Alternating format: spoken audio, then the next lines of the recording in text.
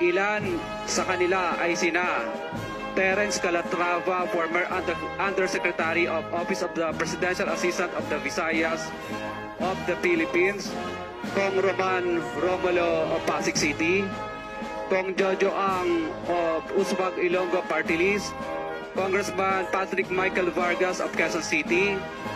Kong Juan Carlos Arjo Aitayde of Quezon City, Nicanor Nicky Briones of Agap Party List, Congressman Marcelino Marci Teodoro of Marikina, Congressman Florida Robes of San Jose del Monte, Bulacan, Congressman Eleandro Jesus Madroño of Romblon, Congressman Benjamin Benji Agarao Jr., Congressman Florencio Gabriel Bem Noel of Anwar Party List, Kong Leo de Ode Tariela of Occidental Mindoro, Congressman Reynan Arrogancia of Quezon Province,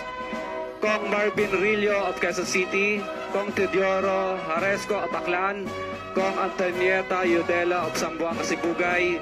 Kong Dean Asisio of Caloocan, Kong Marivico Pilar of Quezon City. Mr. Curly, yung record mo ba nagsimula ano to? Actually, 2022 po lahat nag-start itong record po nito.